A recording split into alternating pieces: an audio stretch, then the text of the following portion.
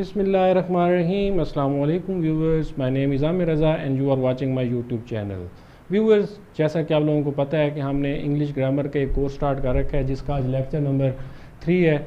और अगर आप लोगों ने अभी तक फर्स्ट 2 लेक्चर्स नहीं देखे जो पार्ट्स ऑफ स्पीच और नाउन के रिलेटेड थे, तो उसका लिंक आपको डिस्क्रिप्शन में मिल जाएगा। काइंडली विजिट करके वो वाले लेक्चर्स देख लीजिए। आज का जो हमारा लेक्चर है वो थोड़ा सा इंपॉर्टेंट होने जा रहा है, जो कि प्रोनाउन के रिलेटेड है। प्रोनाउन काफ़ी इम्पोर्टेंट है क्योंकि अगर जिस वक्त हम लोग डायरेक्ट इनडायरेक्ट की तरफ जाएंगे, तो अगर आप लोग इस लेक्चर को अच्छे से समझ लेंगे तो वहाँ पर जाकर आपको काफ़ी सारी हेल्प मिल जाएगी। तो स्टार्ट करते हैं आज का lecture. What is pronoun? Pronoun instead या in place of a noun, a word which is used instead or in place of a noun. क्या मतलब? तो प्रोनाउन वर्ड जो है ये 2 लफ्ज़ों से मिलकर बना है, प्रो एंड नाउन। अगर प्रोनाउन वर्ड को मज़ीद स्टडी करें इसके बारे में तो हमें पता चलता है कि ये 2 वर्ड से मिलकर बना हुआ है, प्रो और नाउन। नाउन का मतलब आप लोगों को पता है, नेम होता है, नाम होता है, जो कि हमने नाउन का जो लेक्चर नंबर 2 था उसमें हमने काफ़ी डिटेल में इसके बारे में पढ़ा था। इसके साथ जो वर्ड है प्रो, प्रो का मीनिंग होता है फॉर। अब फॉर के भी काफ़ी सारे मीनिंग आपको मिलते हैं अगर आप लोग इसके बारे में थोड़ी सी रिसर्च करते हो।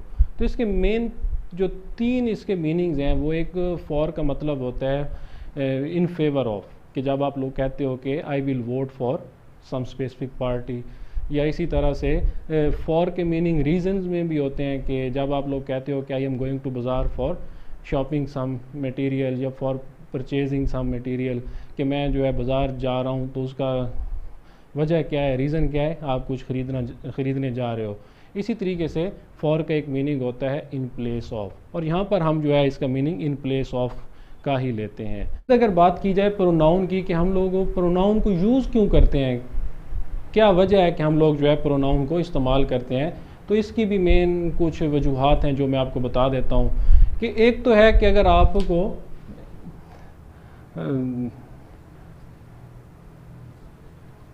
नाम का नहीं पता, आपके सामने कोई बंदा बैठा है और आपको उसका नाम नहीं पता, तो आप जो है उसके लिए इंग्लिश में यू का वर्ड और उर्दू में आप का वर्ड जो है इस्तेमाल करते हैं, क्योंकि आपको उसका नाम नहीं पता। सेकंड रीज़न जो इसकी है,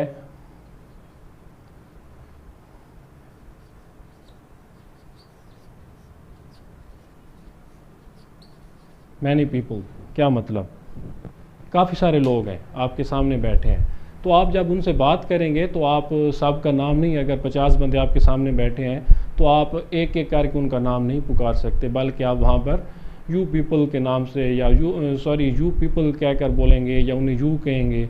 ठीक है, तो इस तरीके से जो तीसरी इसकी मेन रीज़न है वो है to avoid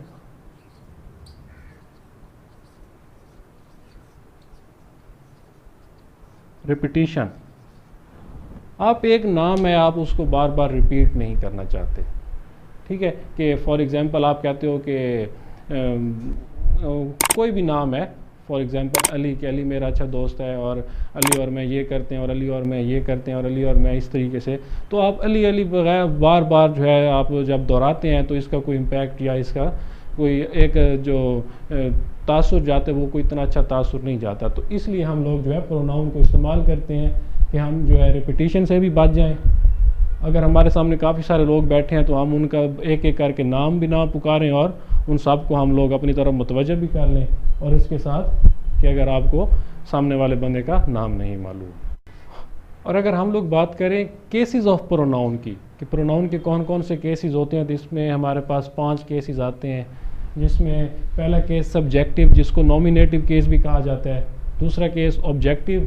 third possessive adjective. Possessive adjective मैं आपको बताता हूँ कि ये भी एक प्रोनाउन का एक केस है। इसके साथ पोजेसिव प्रोनाउन और उसके साथ रिफ्लेक्सिव प्रोनाउन, जो हमारे पास ये केसेस हैं प्रोनाउन के। तो इस तरीके से अगर सबसे पहले हम लोग फर्स्ट पर्सन प्रोनाउन को देखते हैं, जो कि आई और वी होते हैं, ये दोनों जो हैं फर्स्ट पर्सन प्रोनाउन है। तो इसमें सबसे पहले हमारे पास आई आता है।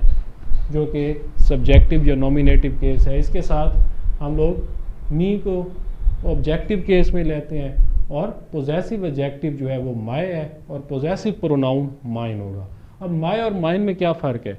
आप लोग कहते हो कि दिस इज़ माय कार, तो जो कार है यहाँ पर नाउन है और माय जो है वो आप पोजेसिव एडजेक्टिव के तौर पर यूज़ कर रहे होते हो, जो कि आपकी पोजेशन को शो कर रहा होता है कि ये जो कार है वो आपकी है। लेकिन जब आप लोग नाउन यूज़ नहीं करते और आप कहते हो कि दिस इज़ माइन, तो यहाँ पर आप पोजेसिव प्रोनाउन को यूज़ कर रहे होते हो और इसके साथ रिफ्लेक्सिव जो है इसका माई सेल्फ होगा। आई होप कि आपको जो है पोजेसिव एडजेक्टिव और पोजेसिव प्रोनाउन की समझ आ गई होगी। मज़ीद जो है हमारे पास सब्जेक्टिव केस वी है और ये हमारे पास फर्स्ट पर्सन जो है प्रोनाउन है, तो इसका ऑब्जेक्टिव केस जो है हम लोग अस लेते हैं और इसके साथ पोजेसिव एडजेक्टिव जो है वो आर, ठीक है, और पोजेसिव प्रोनाउन जो है वो आर्स है। अब ये जो आर्स है ओ यू आर एस, तो इसमें अपॉस्ट्रोफी नहीं होती। अगर आप लोग अपॉस्ट्रोफी लगाते हो, फॉर एग्जांपल आप इसको जो है ओ यू आर और इस तरीके से लिखते हो, तो ये जो है वर्ड गलत होगा यहाँ पे, बल्कि इसमें जो है अपॉस्ट्रोफी नहीं होती और ये एक ही वर्ड है आर्स। जिस तरह आप लोग एप्लीकेशन वगैरह में योर्स सिंसियरली लिखते हो, तो कुछ लोग वहाँ पर योर्स में अपॉस्ट्रोफी लगा देते हैं, तो वो जो है वर्ड गलत हो जाता है, बल्कि वो योर्स जो है वो एक पूरा वर्ड है। तो इसी तरीके से हमारे पास जो है आवर और आर्स आ जाता है और इसके साथ रिफ्लेक्सिव जो है हमारे पास वो आर सेल्व्स आ जाता है। इसी तरह यू जो है ये हमारे पास सेकंड पर्सन प्रोनाउन होता है। अब सेकंड पर्सन प्रोनाउन सब्जेक्टिव भी यू है और ऑब्जेक्टिव भी यू है, तो हमें कैसे पता चलेगा कि यहाँ पर जो है सब्जेक्टिव केस यूज़ हो रहा है या ऑब्जेक्टिव केस यूज़ हो रहा है? तो अगर वर्ब से पहले इस्तेमाल हो रहा है तो सब्जेक्टिव केस होगा और वर्ब के बाद अगर यूज़ होगा तो वो ऑब्जेक्टिव केस होगा, ठीक है, क्योंकि सब्जेक्टिव और ऑब्जेक्टिव दोनों यू हैं। तो इसको जो है पहचान करने के लिए हमारे पास वर्ब जो है वो मेन रोल प्ले करेगा कि हम वर्ब को देखेंगे, अगर उससे पहले यू आ रहा है तो वो हमारे पास सब्जेक्टिव प्रोनाउन होगा और अगर वर्ब के बाद यू आ रहा है तो वो हमारे पास ऑब्जेक्टिव प्रोनाउन होगा। इसी तरह जो इसका पोजेसिव एडजेक्टिव है वो योर है कि your car, this is your car.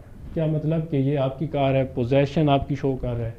और इसी के साथ जो है पोजेसिव प्रोनाउन योर्स है कि दिस इज़ योर्स। यहाँ पर हम लोग जो है नाउन को यूज़ नहीं करते, बल्कि हम लोग पोजेसिव प्रोनाउन को ही जो है इस्तेमाल करते हैं। और इसके साथ रिफ्लेक्सिव जो हमारे पास है वो योर सेल्फ है।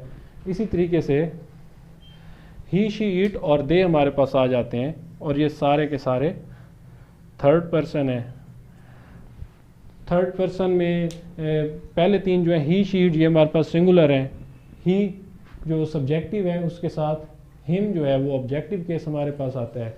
पोजेसिव एडजेक्टिव इसका हिज होगा और पोजेसिव प्रोनाउन जो है वो भी हिज ही होगा। अगर इसको आप डबल एस इसमें करते हो तो ये किसी और मीनिंग में चला जाएगा, बल्कि दोनों जो है ये पोजेसिव प्रोनाउन और पोजेसिव एडजेक्टिव जो है ये सेम होंगे और इसके साथ जो रिफ्लेक्सिव है वो हिम सेल्फ ही होगा।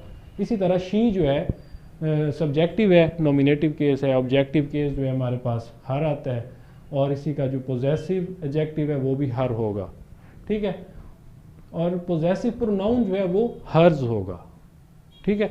यहाँ पर हम लोग जो है एस को लगाकर मतलब हम जो है फिर उसमें से नाउन को ख़त्म कर देते हैं और पोजेसिव प्रोनाउन हर्ज यूज़ करते हैं। इसी तरह इसमें जो रिफ्लेक्सिव जो है हमारे पास वो हर सेल्फ आता है। और इट है, ये भी एक थर्ड पर्सन प्रोनाउन है, सिंगुलर प्रोनाउन है। सब्जेक्टिव केस नॉमिनेटिव केस में इट होगा और ऑब्जेक्टिव में भी इट होगा। इसको भी फाइंड करने का वही फार्मूला है कि सब्जेक्ट से पहले आ रहा है तो हमारे वर्ब से पहले आ रहा है तो सब्जेक्ट होगा, वर्ब के बाद आ रहा है तो हमारे पास ये ऑब्जेक्टिव केस होगा।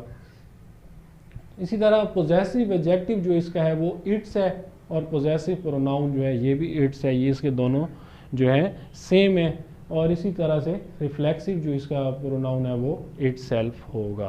लास्ट में हमारे पास जो है दे है, ये भी जो है थर्ड पर्सन प्रोनाउन है और ये प्लूरल है। सब्जेक्टिव केस है जिसको नॉमिनेटिव भी कहते हैं और ऑब्जेक्टिव जो इसका जो है वो देम होगा। इसी के साथ पोजेसिव एडजेक्टिव की अगर बात करें तो वो देयर होगा, और पोजेसिव प्रोनाउन की बात की जाए तो ये देयर्स होगा। ठीक है, क्योंकि देयर के साथ आपको नाउन जो है इस्तेमाल करना पड़ेगा, लेकिन जब आप देयर्स यूज़ करोगे तो आपको नाउन इस्तेमाल करने की कोई ज़रूरत नहीं है। इसी के साथ साथ जो रिफ्लेक्सिव इसका केस होगा वो देमसेल्व्स होगा। तो आई होप कि आप लोगों को समझ आ गई होगी इसके केसेस की। ये काफ़ी इंपॉर्टेंट है हमारे लिए कि जब हम लोग जो है डायरेक्ट इनडायरेक्ट की तरफ जाएंगे तो हमें काफ़ी हेल्प मिलेगी अगर हम इस लेक्चर को अच्छे तरीके से समझ सकते हैं। तो लाइक करना ना भूलें, कमेंट करना ना भूलें, और लाजमी सब्सक्राइब करें अगर आप मेरे चैनल पर न्यू हैं। तो इंशाल्लाह मिलते हैं नेक्स्ट क्लास में, और हम लोग जो है नेक्स्ट क्लास में एडजेक्टिव जो है उसको एक्सप्लोर करेंगे, उसके बारे में देखेंगे कि वो क्या चीज़ है। अल्लाह हाफ़िज़।